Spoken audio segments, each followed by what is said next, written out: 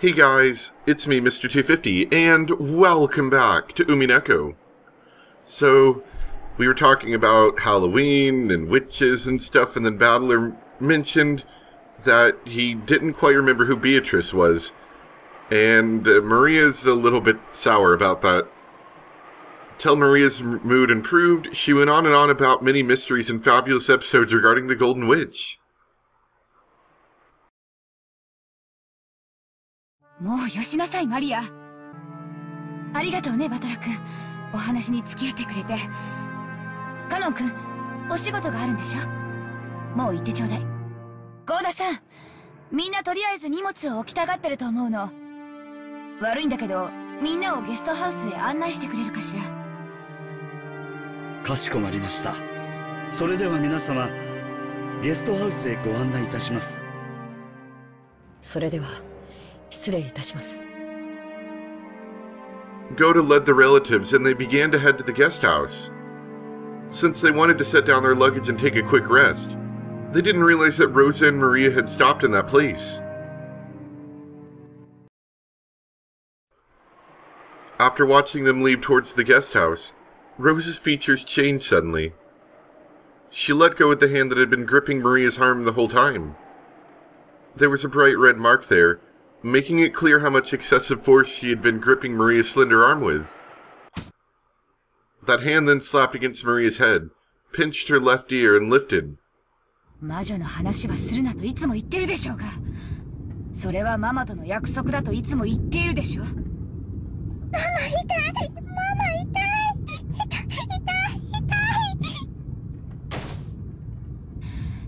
ハロウィン、ハロウィン、うるさいのよ、あんたは。 魔女のお祭り？ケルト人が何よ、黒魔術が何よ、バカじゃないの。 This chapter definitely seems to focus a whole lot more on those two and their interactions with each other, rather than Battler's story. あんた9歳よ、9歳。電車であんなに騒ぐから、わざわざ電車降りてまでその蛍光塗料みたいな気持ち悪いお化けマシュマロを買ってやったのよ。遅刻してまであんたに買ってやったのよ。 あんた、どこまで私の顔を潰せば気が済むのよ。 As Rosa cursed, she twisted Maria's ear up, making it seem like it was going to snap off. As an expression of anguish spread across Maria's face, she stood on her tiptoes as though her life depended on it, trying to soften the pain on the ear that was being pulled. Rosa suddenly stole the candy that Maria had been holding in her hand. That's mean. If you need to be even meaner than you already are. To Maria, it was supposed to prove on her memory of the brief span of time when her mother had brought something fun to her. But the fact of the matter was that she saw her mother trampling on it. It was as though a brand had been pushed against Maria's eyes, leaving a mark that couldn't be erased. 気持ち悪い。あんたがそんなんだから。あんたがそんなんだから。気持ち悪い。気持ち悪い。気持ち悪い。 Wow. As she said that, she struck Maria's head over and over with her palm. She didn't hit Maria's face, because the red swelling would stand out. Maria closed her eyes tightly, patiently bearing her mother's violence. No, that wasn't quite it. 帰ってきてママ、帰ってきてママ、助けてママ、助けてママ、悪い魔女に打ち勝って。 She kept bearing it, muttering that over and over. だから、その魔女ってのをやめろっつってんのよ。この。 Rosa's shoulders shook as she breathed, tired from hitting. Maria grasped her hands together, withstanding it, hoping her mother would come back quickly. Mama, 早く帰ってきて。マリアを助けてよ、ママ。悪い魔女をやっつけてよ。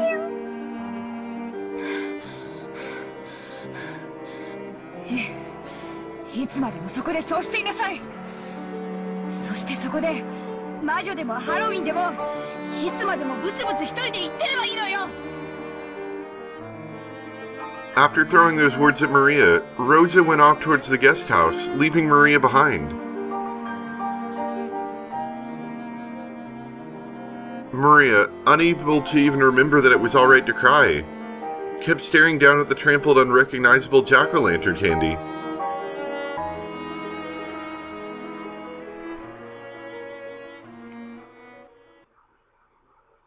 Rosa, seriously, chill out. I mean, some people would call that child abuse. どこ行ってたの? Sorry, I was just beating my kid. ごめんなさい。バラが素敵だったもので、ついつい。Wow. ローザ、早く荷物を置いてこいよ。兄貴んとこへ挨拶に行こうぜ。ん？マリアちゃんはどうしたんや？まだ花壇におるんかいな。気に入ったバラがあるみたいで、世話をするって言って聞かなくて。しばらくは好きにさせることにしました。女の子には女の子の世界があったことを、私たちはたまに忘れるわ。時には尊重してあげないとね。そうね。お気遣いをありがとう、キリエ姉さん。ゴーダさん、私たちの部屋はどこ？ご案内いたします。こちらでございます。お荷物をお持ちいたしましょう。結構よ。自分で持てます。Now, actually, I didn't even think about this, but imagine how differently the story would have gone if, during the last chapter, if Rosa was alive for most of it, she would have been basically wailing on Maria the whole time, because Maria just wouldn't stop talking about witches and stuff.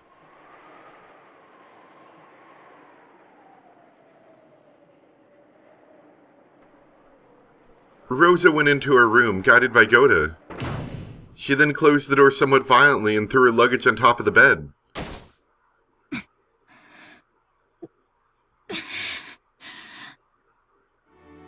In front of the bed, she got down on her knees, burying her face in the bed. For a while, Rosa made as if to shred the sheets with her fingernails, sobbing continually.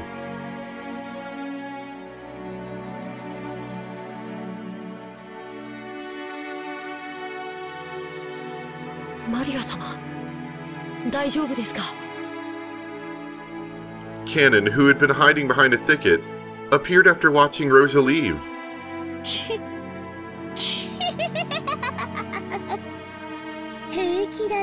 Not exactly the expected reaction.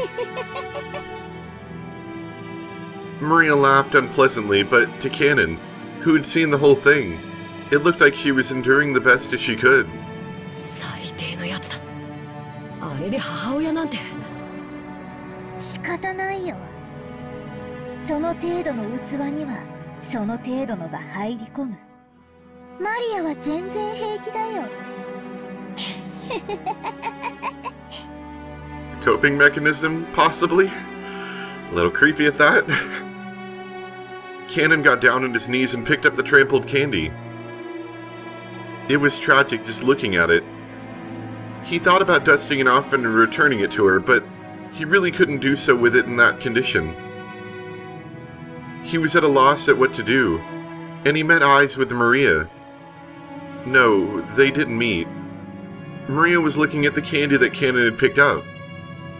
Right now, Maria's heart was surely the same as the trampled candy, which had been crushed into a pulp. Kanon realized this, but he didn't know what he should do. そうだ。さっき僕がもらったのと交換してあげるよ。Kanon remembered a similar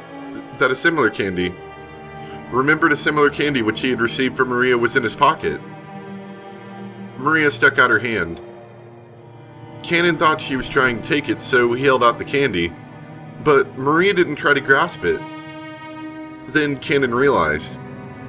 She was saying, "Give it back." No matter how tragic and trampled it was, the candy was Maria's. Her mother had bought it for her. No matter how tragic, it had to be this candy. If it could be made clean by dusting it off. Kanon hung his head. 僕には誇りを払う程度しかできない。ごめん。Kanon held out the miserable candy she wanted. Maria took it and spoke. ありがとう。人間には誇りしか払えないけど、魔女には元通りに直すことができるよ。I mean, most people would go to the store and buy a new one. ベアトリーチェなら簡単にね。You could seriously go to the store. I bet it costs like, what, $1? 75 cents? マリア様、ベアトリーチェ様のことをご存知なのですか？ There couldn't be anyone related to the Ushiramiya family who didn't know Beatrice's name, with Battler as an exception. But just now, Maria had told Battler about it proudly. She had spoken almost as though she was meeting with Beatrice regularly. The inside of the fist Kanon made with his left hand hurt sharply. In the past, a witch called Beatrice had appeared and had tempted him and Shannon. He'd always tried to make himself think it was a bad dream. However, Shannon insisted that it had definitely been a real witch. And then, this summer, the shrine to the local Shinto god had been hit with lightning and had disappeared without a trace over the span of a single night. He'd known that Shannon had broken the mirror. And he remembered that, upon the witch's departure, she'd left with parting words, saying that she would eventually be revived. Is that just me, or are there a lot of grammatical problems with this section that weren't in the other section? And then, this girl who wouldn't stop having faith in Beatrice spoke as though she had met Beatrice. Kanon couldn't suppress a sense of some kind of misfortune welling up in his heart.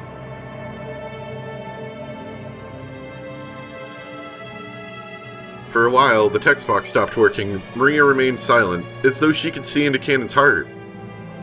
Almost as though she was waiting for a memory of Beatrice to be revived. And then she spoke, as though it was a fact. マリアはね、ベアトリーチェとお友達なの。今日だって会って一緒に遊ぶよ。遊びますか？うん、遊ぶよ。一緒にね、魔法のお勉強をするの。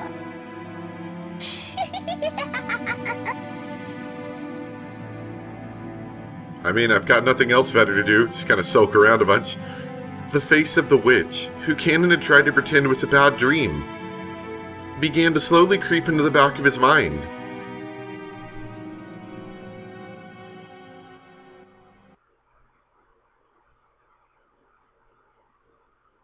Oh, but that's enough of witches and stuff. 残念ながらこちらへはおいでになれないとのことです。やれやれ。こちとら秋の大忙しの中、日程をつけてはるばる六軒島まで来てるんだぜ。親父も少しは愛想をよくしてもらいたいもんだぜ。ほんとよね。南條先生、本当に研究や機嫌の問題なの？ベッドから起き上がれないくらいに容体が悪いって言うんじゃないの？さて、どうでしょうかな。私の口からは何とも。Nanjo glanced at Natsui, as though he wasn't qualified to disregard Natsui when he spoke.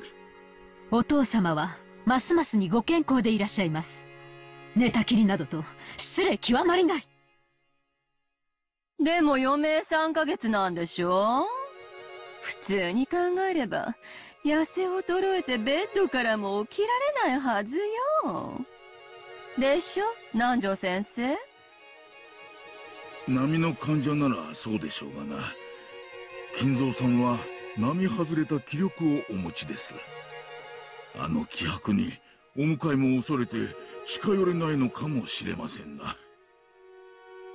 それほどまでにお元気なら少なくとも安心ね。そこまで元気ならせめて挨拶くらいはさせてほしいもんなんだがな。親族会議ってのは親父の顔を見に来たって意味なんだぜ。これじゃあ何のために来たのかわからねえぜ。そう言うな。いればいたで心が休まらないといつもぼやくのだろうが、兄弟一同水入らずで今年も全員欠けることなく集まれたことを喜ぼうじゃないかね。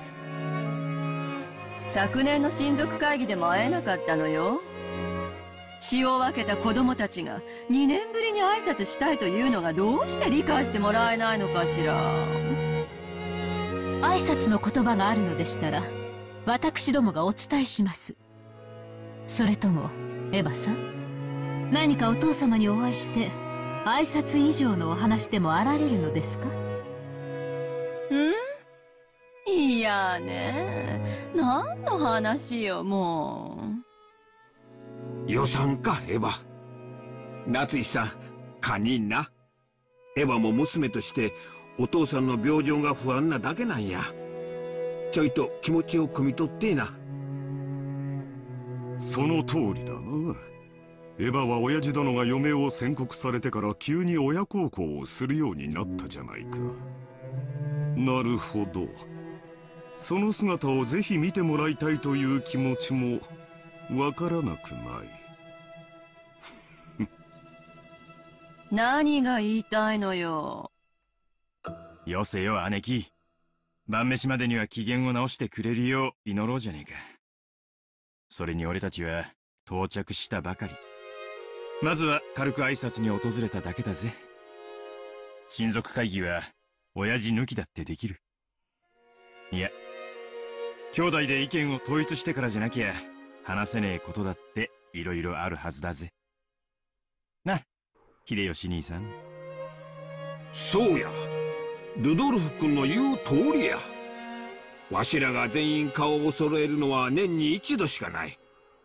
貴重な時間を大事にし、汚い話し合いをせんといかん。Even though the tea hadn't even come, they were very strong-minded. でも、その前に本家の素晴らしい調度品に囲まれた客間で、のんびりと紅茶を楽しむゆとりがあってもいいんじゃないかしら。Kyrie's words seemed to hold some slight warning towards all the people gathered in that place. They all understood, and as they cleared their throats and straightened their neckties, the atmosphere in the room returned to normal for a moment.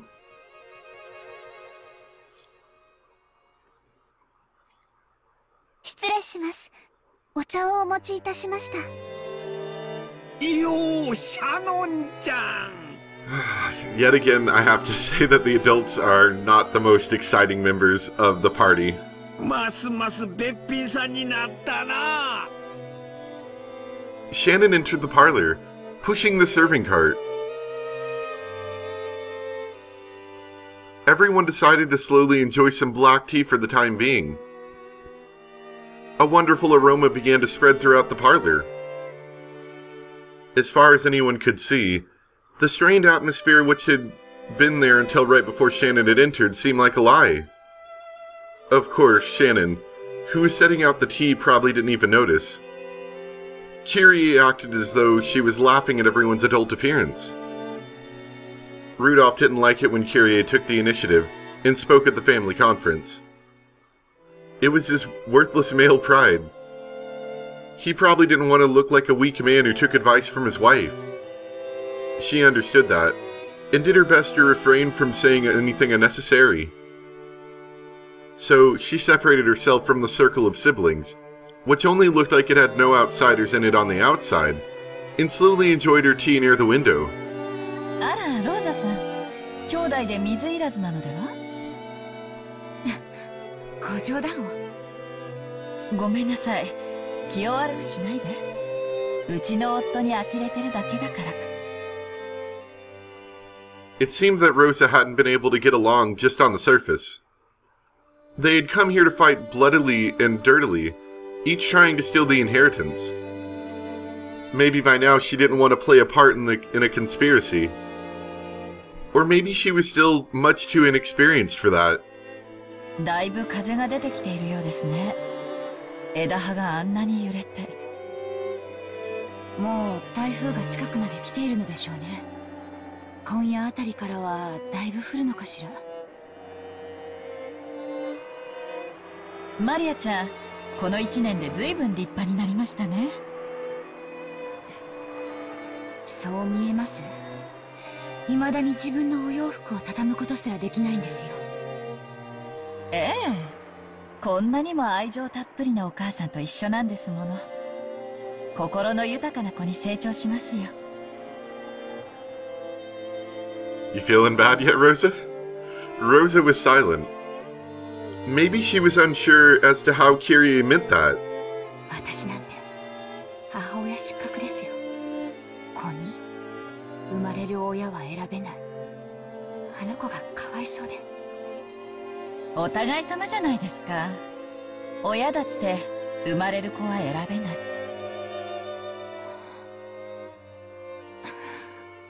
Good job, Rosa. Now you're a jerk, and you know it.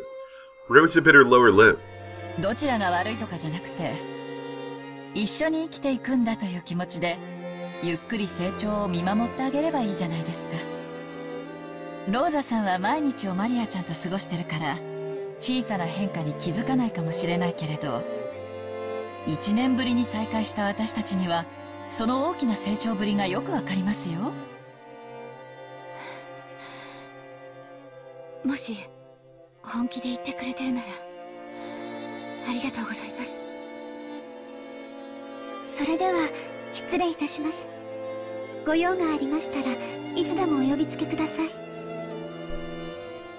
Shannon bowed politely and left the room. As Hideyoshi and Rudolph, who had a soft spot for women, watched her go, the atmosphere in the room began to revert back to what it had been right before Shannon had visited. お父様がいらっしゃられないなら、それはそれでできる話もあるというものよ。ねえ、ルドルフ。ああ、そうだな。俺たちははるばるここまで、埃の匂いがする紅茶を飲みに来たわけじゃねえぜ。よかろう。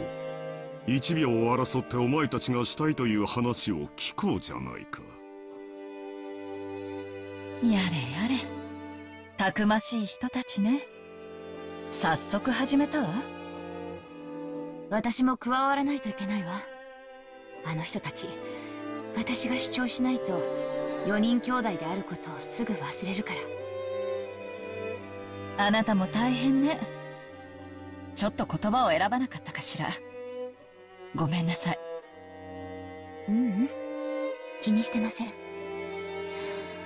こちらこそごめんなさい。私たち互いに娘を持つ母親同士なんだから、もっと交流しなきゃいけないのに、いっつも会えば変な話ばかりで。この屋敷の空気のせいよ。ここの空気を嗅ぐと、いっつも私たちはギスギスし合ってるもの。ローザさんとは親族会議じゃない席で、一度ゆっくりお茶でも飲みたいわ。銀座に行きつけの素敵な喫茶店があるの。ぜひ今度招待させて。ありがとう、キリエさん。その時はぜひ。いやーね、急に空が暗くなってきたわ。まるでこの部屋の人たちが天気を悪くしてるみたい。もうゴロゴロ鳴ってるわ。あら、ぽつりと来たかしら。There really were small splashes of rain in the glass of the parlor window. It seemed that the weather had gotten worse faster than they had expected. Just then, a silent thunderbolt struck inside Rosa's head, and she remembered that her beloved child was in the rose garden. And she's still out there, isn't she? A normal girl would think about going into the house if the weather got bad. But Maria was different. She would sometimes become stubborn, and wouldn't move if rain or even spears fell from the sky.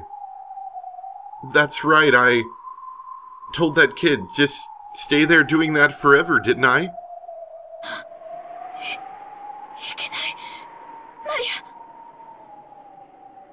Everyone looked back at Rosa when she let out a small scream. なんだ、どうしたんだね。ごめんなさい。ちょっと表に行ってきます。すぐ戻ります。なんだなんだ、どうしたってんだあいつ。いいじゃない。すぐ戻るわよ。それより始めたら？私たちの本題。そうね。ローザ抜きでも進められる話よ。話を戻しましょう。